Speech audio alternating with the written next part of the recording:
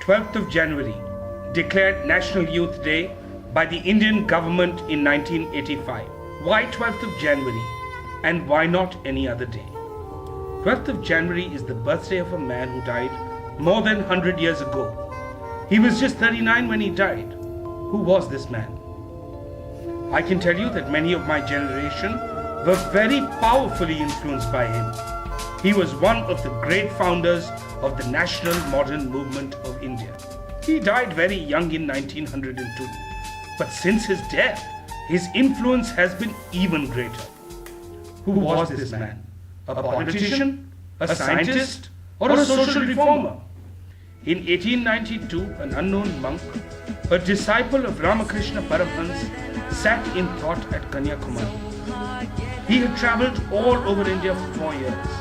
His heart bled over the poverty and misery of the masses. In his own words, he could not restrain his tears on seeing what he had seen.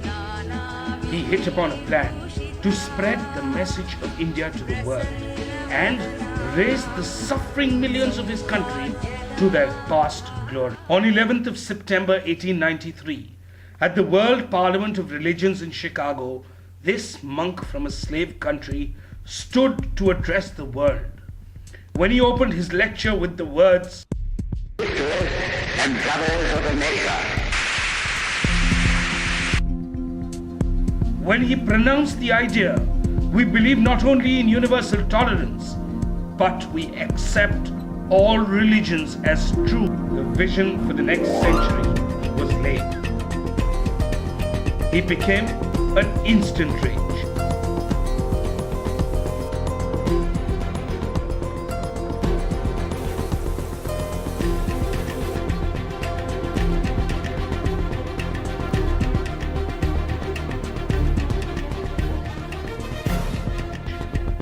Yes, he was a missionary, but he did not convert. No surprise a Jewish on hearing him remarked, after hearing him, I realized that my religion was also true. Vivekananda's words and presence brought Asia to the West decisively. After lecturing for years in USA and UK, Vivekananda returned to India. He had to arise and awake a nation which felt like a slave under the shadows of the British and the West. I discard the idea that India was ever passive. The great proof of this activity is that our most ancient and magnanimous race still lives. Her might no one can overcome.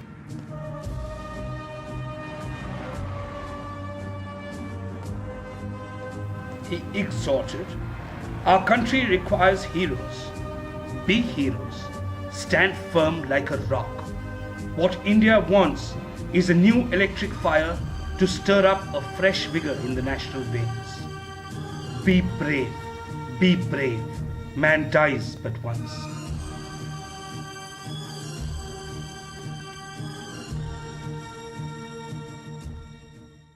He told the youth, all power is within you. You can do anything and everything. Believe in that. Do not believe that you are weak.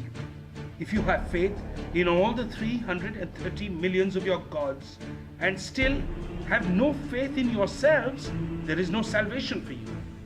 It is a man making religion that we want. It is man making education that we want. And a single word which echoed and reached in all his speeches was abhay, or fearlessness.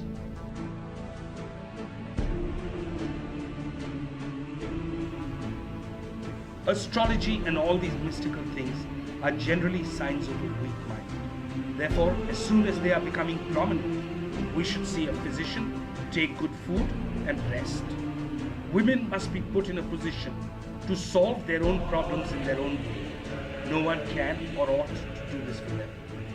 He believed in just one God. Worshipping God means serving His will. This indeed is work, not indulging in ceremonials. Whether rice plate should be placed in front of God for 10 minutes or half an hour, that is lunacy. And all this while the living God is dying for want of food, for want of education.